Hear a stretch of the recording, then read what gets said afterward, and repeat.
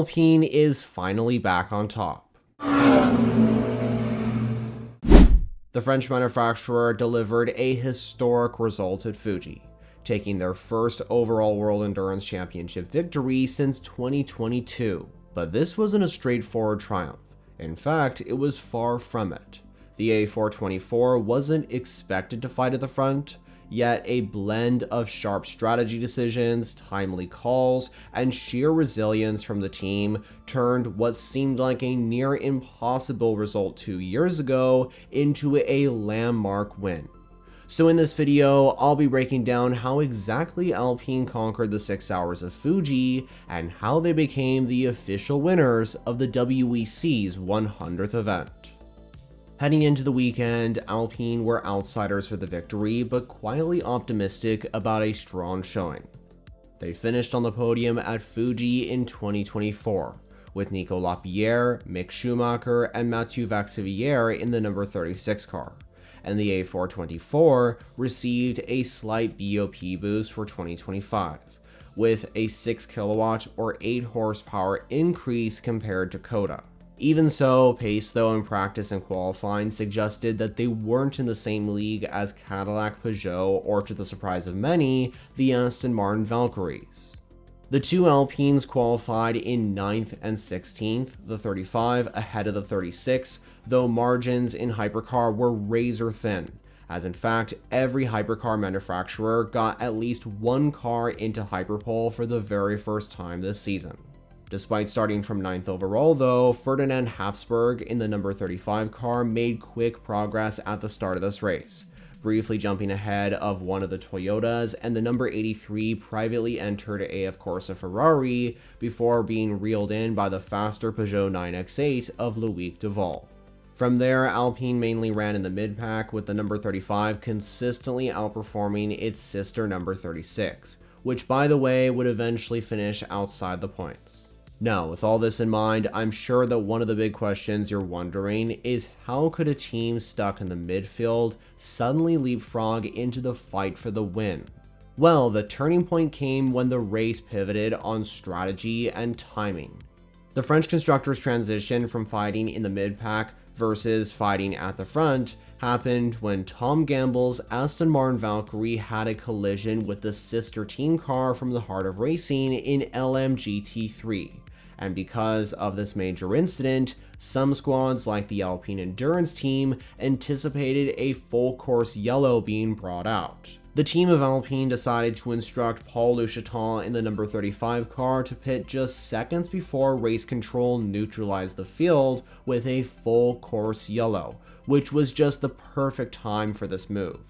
But just to be clear, Alpine was not the only brand that did this, as Peugeot did the same with cars like the number 93 entry. Under the WEC rules, the pit lane closes during the full course yellow procedure, but many frontrunners running on low energy in the hypercar class were forced into emergency stops, costing them to lose their momentum and drift down the order. Cadillac, who had qualified on pole and led earlier on, lost out badly due to unlucky circumstances earlier in the race for their 2V Series R entries, meaning that with the other front runners also getting very unlucky, Alpine and Peugeot emerged as the main beneficiaries, and when racing resumed, it was the number 93 Peugeot leading, with the number 35 right behind.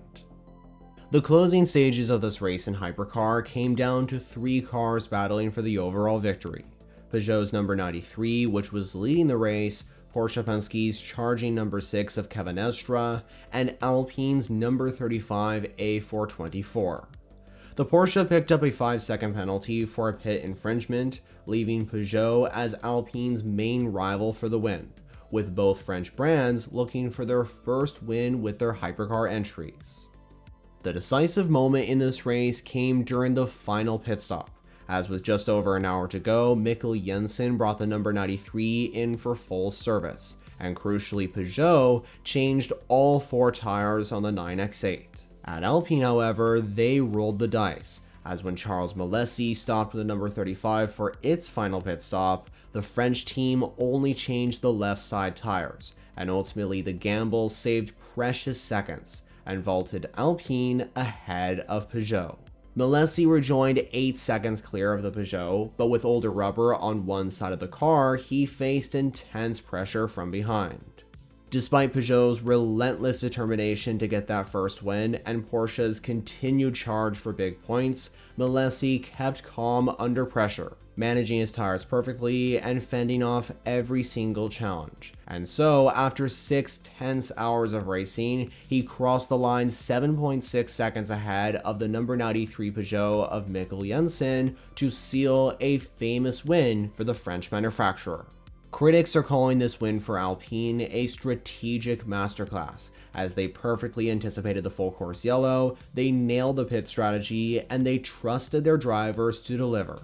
Overjoyed with excitement for Charles Milesi, Paul Le Chaton, and Ferdinand Habsburg, it was not only their first victory together, but also their first podium in hypercar, with the number 35, long overshadowed by its sister number 36, finally getting its moment in the spotlight.